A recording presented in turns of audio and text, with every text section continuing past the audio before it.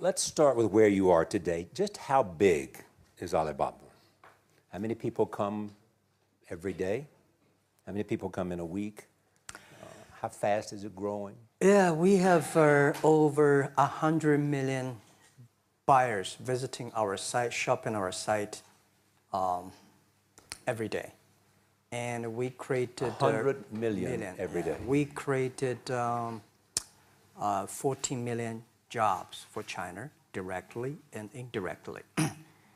And we grow from 18 people to 30,000 people, 18 people in my apartment, to now we have 4 big campus. Compared to 15 years ago, we were big.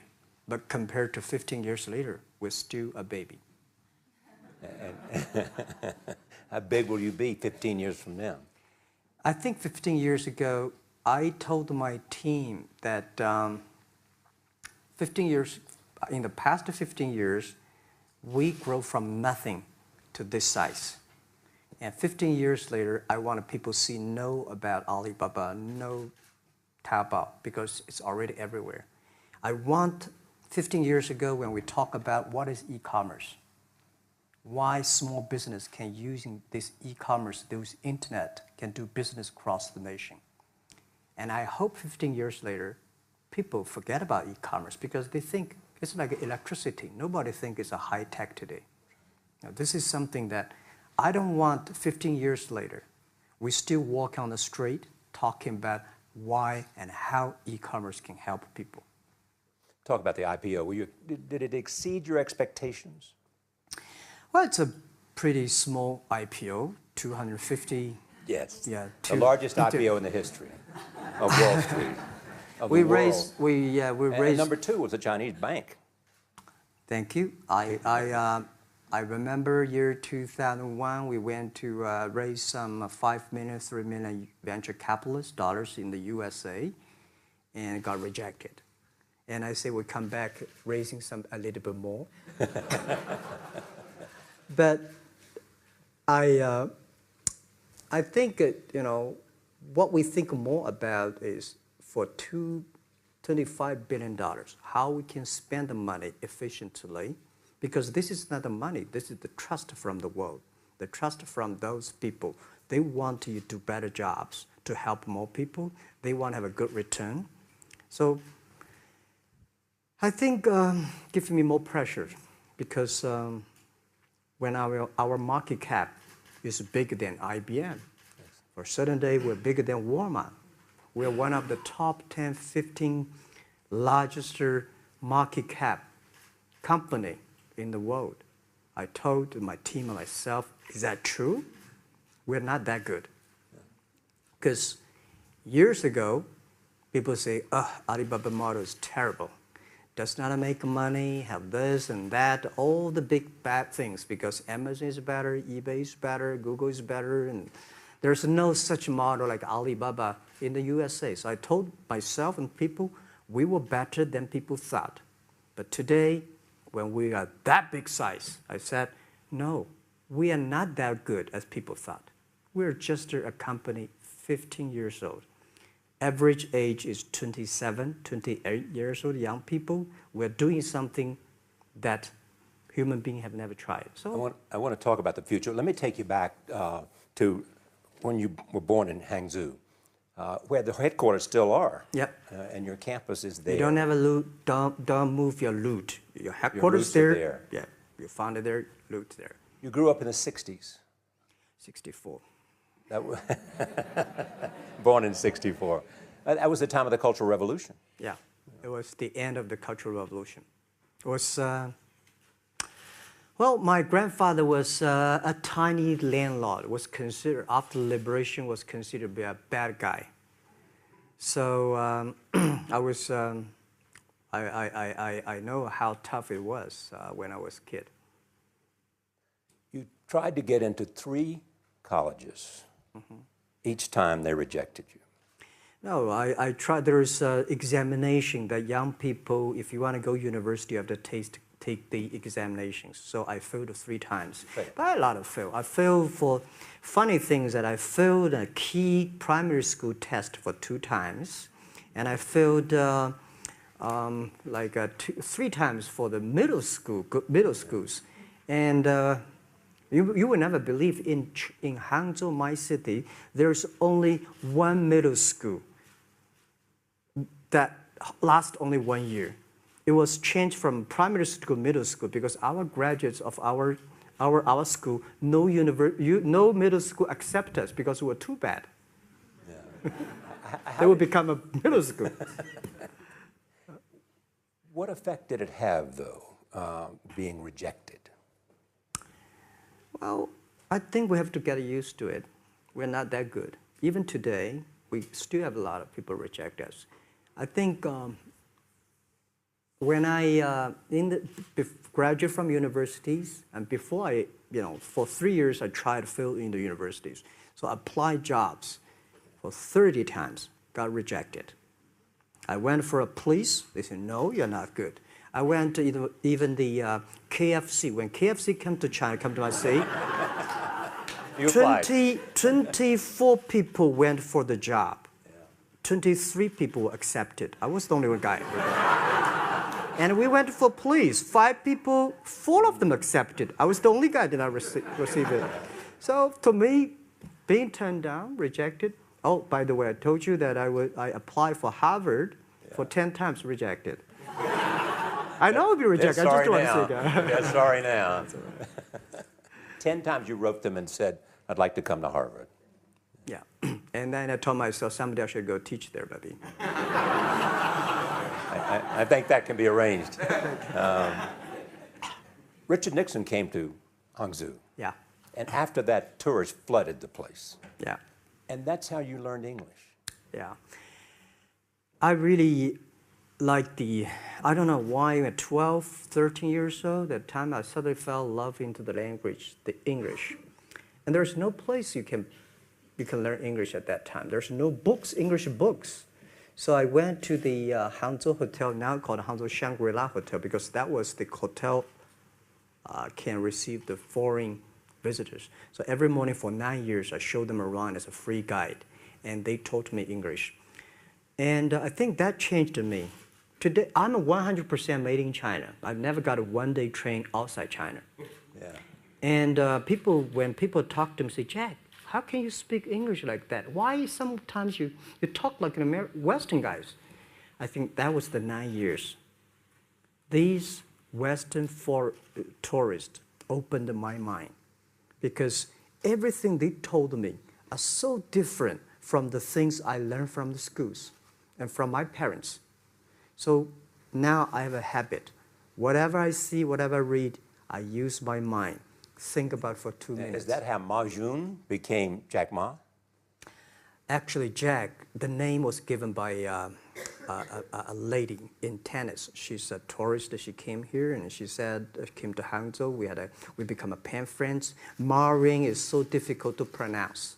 So she said, do you have an English name? I said, don't. So can you give me an English name? She said, okay. She said, my father called it Jack. My husband called Jack. What do you think about Jack? I said, good. So I've been using that for that many years. Yeah. First visit to America, 1995? 1995, yeah. I came here for a project helping the local government to building up a highway. And you tried the internet? I tried the internet in Seattle.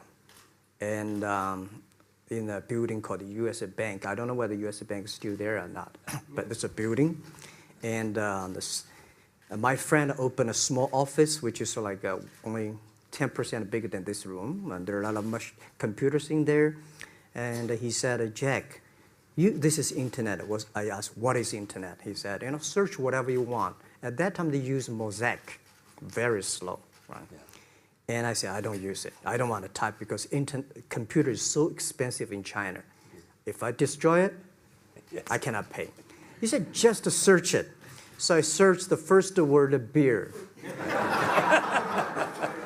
I don't know why, because it's easy to spell, baby. And I see beers from Germany, beers from USA, beers from Japan, but there's no beer from China. And I say, okay, type the second word is China. No data. Nothing. Nothing. And I said, 1995. 1995, no data about China. So I talked to my friend, why not make something about China? So we made a small, very ugly looking page called China. It's something like I did a translation agency, we listed on there. It was so shocking. We launched at 9:40 in the morning. 12:30, I got a phone call from my friend. He said, Jack, you know, you got 5 emails. I said, what is email? And they said, these are the things. So people so excited. Where are you? This is the first time I see a Chinese website on that. How can we can we do something together? So I think this is something interesting. So we should do it. Why did you call it Alibaba? Alibaba? Well, when I started, I think internet is global. We should have a global name. And a name that, interesting, like at that time, the best name is Yahoo. Right, so I've been thinking for many days, suddenly thinking Alibaba is a good name. So I happened to be in San Francisco that day. I did have a lunch, and the waitress came. I asked her, do you know about Alibaba? She said, yes. I said, what is Alibaba? She said, Open Sesame. Good. So I went on the street, asked about 10, 20 people. They all know about Alibaba, 40 Thieves, and Open Sesame. And I think this is a good name. And start with A. Whatever you talk about, Alibaba is always top. You have said before that in creating Alibaba, you had to create trust. Yep. Because people in China were used to face-to-face. Yeah. How did you create trust? I think because we started out doing business on internet. I don't know you, you don't know me. So how can you do things online unless you have trust? So for e-commerce, the most important thing was trust. I think when I first went to USA for raising money, talk to the venture capitalists, a lot of people say, oh, Jack, no. China doing business by the guanxi. How can you do business on internet? And I know that without the trust system, the credit system, it's impossible to do business. So in the past 14 years, everything we do is trying to build up the trust system, the record system. Well, Charlie, you know, I'm so proud today when I talk to the young. Today in China and in the world, people don't trust each other. The government and people and media and everybody think, this guy's cheating. But because of e-commerce, we finish 60 million transactions every day. People don't know each other. I don't know you, I send products to you. You don't know me, you wire the money to me. And I don't know you, I give a person a package, I don't know him. He took something to cross the ocean, cross the river, and send. This is the trust. We have at least 60 million trust happening every day. But you created it by creating an escrow account in the beginning. Yep. You know, and so you keep the money until they got the product. Yeah. And then you release the money. That's true. I mean, the escrow service is about Alipay. When this idea, I would love Davos, because it was a big decision. Because for first 3 years, Alibaba is just like e-marketplaces for information. What you have, what I have, we talk a lot of time, but don't do any business. Because there is no payment. I talked to the banks. No banks want to do it. Banks say, no, this thing never work. So I don't know what to do. Because if I start to launch a payment system, it's against the financial legal laws. Because you have to have a license. But if I don't do it, e-commerce will go nowhere. So then I went to Davos. I listened to a leadership discussion. Leadership is about responsibility. And after I listened to that panel, I give a call to my friends, my colleagues in my apartment, say, do it now, immediately. If something wrong, the government not happy about that, if one body has to go to the prison, Jack might go to the prison. Because it is so important for China, for the world, to build up the trust system. And if you do not do it, I said, and do not do it properly, stealing money, money wash, no trust record, I send you to the prison. So that was the thing. And people don't like it. So many people I talked to at that time for Alipay, they say, this is the stupidest idea you have ever got. But I say, I don't wear the stupid club as long as people use it. Now we have 800 million people using this Alipay. Stupid things, if you do it, is better. Alipay is a privately held thing. It's not part of Alibaba. No, it's a private. Let me private. talk about money for a second. Yeah. You have never gotten money from the Chinese government? No. None. None. I want it at the beginning, and later I don't want it, because I think if the company always think about picking money from out of the government pockets, that company is rubbish. Think about how can you make money from the customers and market, and then help customers succeed. That's our philosophy. No money from Chinese banks? No. No. I at that time I want, and now they want to give me, I don't want it. Yeah. All right. Your relationship with the government. Mm-hmm. Yeah. What's your relationship? I mean, if they didn't want, here's what some say, that you have existed in an environment that's not, they have restricted competition for you. And that's a pretty good thing to do for a private company. Yeah.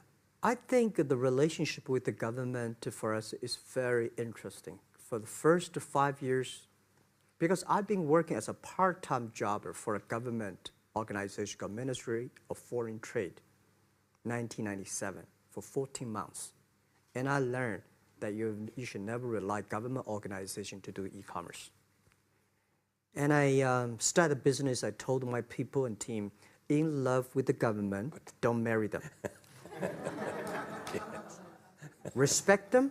And a lot of people say, well, government officers talking about internet, the censorship and this, that, and they worry about. I think it's the opportunity, it's a responsibility talking to them. Tell them how internet can help. So you tell them we create jobs. Oh, yeah. I think a lot of people debate and fight against them. And in the first 12 years, anybody come to my office, I sit down, talking to them, how we can help economy, how we can create jobs, why China will improve by the internet. I think because internet at that time is new to any government. And if you convince somebody, and you have the chance. So today I'm very talkative. That probably, this is why I talk to so many people. So, I mean, if the government comes to you and asks you to do something for them, mm-hmm. Normally, when government comes say, Jack, can you do this project? I say no. I say no. I can introduce some friends who are interested in doing that for you. But if they continue to want me to do it, I say, okay, I do it, but I don't charge. I hope next time don't come to me again. But recently, we help some government organizations do it. For example, every Spring Festival, the train ticket is so difficult. Hundreds and thousands of farmers work in the cities. In the Spring Festival, they go to the hometown. But when they order tickets on the other way, the whole system crashed for 5 years. So I told my young people, go support them. Don't charge anything. Because I don't want to see millions of farmers go back to city and they cannot buy the tickets. So it's something that it's not for money. It's something it's not for the government. It's for the millions of people. They can buy tickets in a snowy night and they don't have to wait. They just use mobile phone, online, they get ticket. One way stop along the route to where you are in that big IPO was Yahoo. Jerry Yang gave you invested $1 billion. Yeah. $1 billion. Yeah. It turned out to be a pretty good investment for Yahoo. Yeah. But one time after another, you raised this money on your own outside of China with investors. Mm-hmm. Yeah, I'm very thankful for all the investors because 1999, year 2000, and even at the Yahoo time, a lot of people say this Jack is crazy. He's doing something that we don't understand. A lot of venture capitalists give you money because there is such a American model already there. But they say, Alibaba, we don't see this kind of model, right? They And say then, Jack's crazy. Is what yeah, they this say. is crazy guy. I mean, Yeah. I remember my first time in Time magazine, they call me Crazy Jack. And I think crazy is good. We are crazy, Right. but we're not stupid. We know what we are doing, but if everybody agree with me, if everybody believe our idea is good, we have no chance. So that's the money we raised. We're very thankful. So when our investors make a lot of money, I feel proud and honored. As you know, in the United States, issues have risen about privacy. Yeah. Google and Apple, and questions of whether the government should have access to files. How do you handle that if the Chinese government says you know a lot about people? Mm-hmm. You have transactional relationships with lots of people. Mm-hmm. And they say, we want to see your files. Well, so far I don't have this kind of problems from Chinese government. And I told them, any government, if you come here for the national security, anti-terrorist, well, anywhere, anti-terrorist, we work together. It's a criminal, we work. But rest of that, no. I said, we are a business. The data is so precious because we don't know how. Because if we give to anybody, it's going to be a disaster. And also about privacy issues. I think, just like hundreds of years ago, people say, I would rather put money under my pillow rather than put in the banks.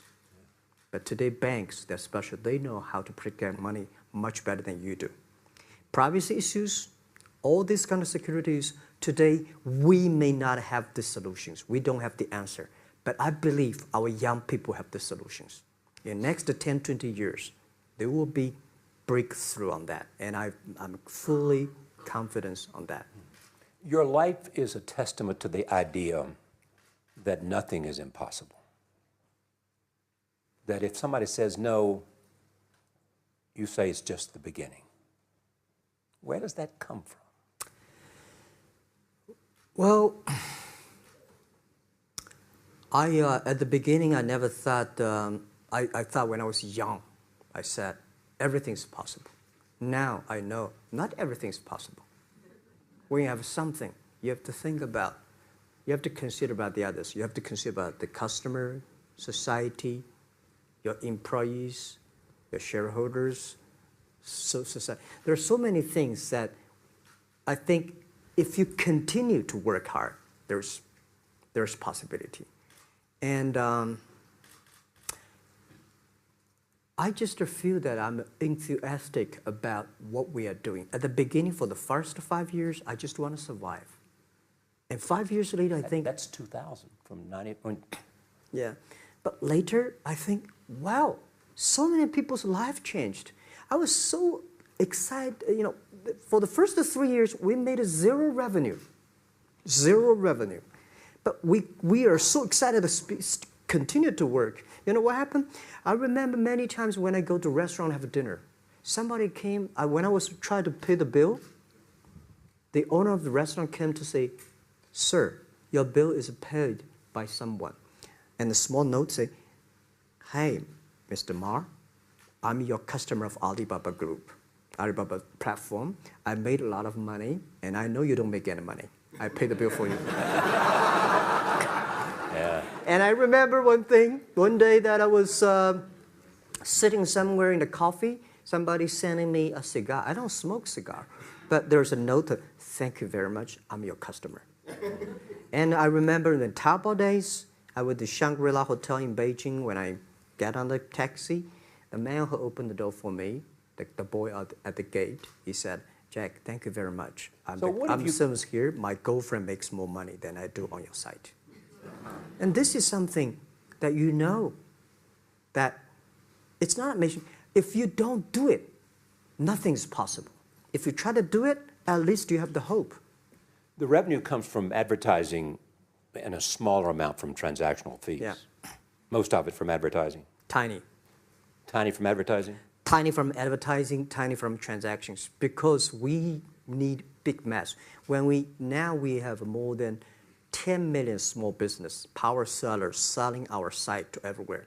So the the transactions we have is second after Walmart.